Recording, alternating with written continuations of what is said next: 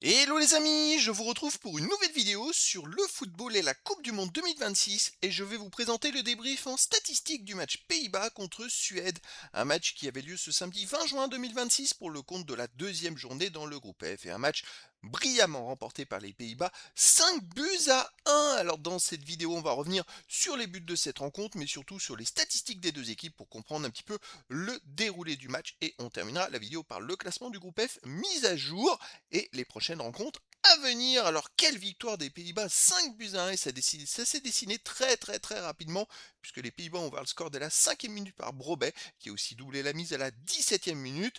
Les Pays-Bas menaient 2-0 à la mi-temps, et en début de deuxième mi-temps, Gakpo a réalisé un doublé 47e et 54e minute, 4-0 à ce moment-là. Donc le match, je dirais, a été complètement plié. Et c'est vrai que derrière, bon, bah, les deux équipes ont pu surtout les Pays-Bas ont déroulé tout simplement.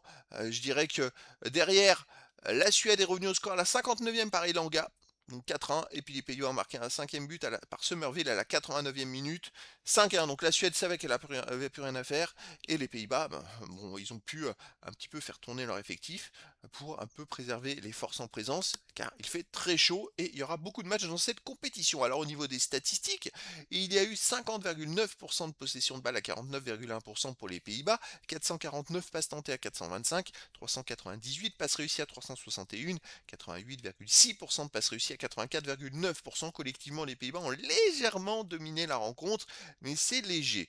Les occasions, étonnamment, 15-9 pour la Suède. Ok. Léger, les buts attendus de 61 à 1-0-1 pour les Pays-Bas. Bon, ok, ils ont gagné 5-1, mais un score de 3-1 aurait été peut-être un peu plus logique. 16 tirs à 10 pour la Suède.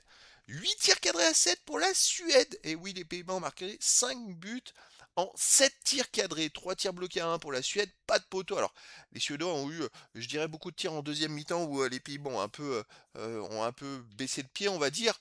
Mais voilà, le score était déjà entériné parce que 4-0 en début de deuxième mi-temps, ça devient compliqué pour la Suède.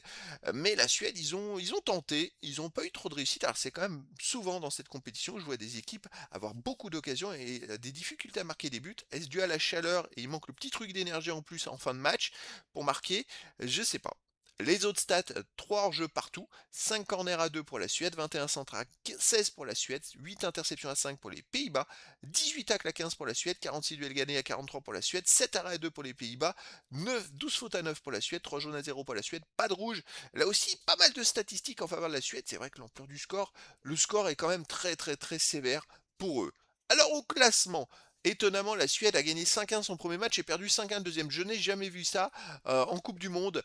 C'est assez inédit. Donc les Pays-Bas sont premiers du groupe avec 4 points. C'est vrai que bon, avec cette victoire, les Pays-Bas sont sûrs d'être qualifiés. La Suède, bon, pas encore. Elle se retrouve maintenant troisième, la Suède. Donc il va falloir voir pour la suite. Parce qu'en plus, maintenant, ils ont un goal average de 0. C'est vrai que ce 5 à encaissé, ça fait mal. Dernière journée, on a un Pays-Bas-Tunisie qui est déjà éliminé avec 0 points et un Suède-Japon à la dernière journée où bah, le Japon, avec ses 4 points, est aussi déjà qualifié. Je dirais que la Suède, un match nul, ça terminerait leur qualification, je pense, parce que de toute façon, je rappelle que les deux premiers seront qualifiés pour les 16e de finale avec les 8 meilleurs troisièmes sur 12 poules. Donc il faut au moins 3 points pour être dans les meilleurs troisièmes. Et 8 sur 12 avec 3 points, c'est peut-être jouable pour la Suède, mais ça serait mieux d'en avoir un de plus. Donc voilà, c'était donc le débrief en statistique du match Pays-Bas contre Suède.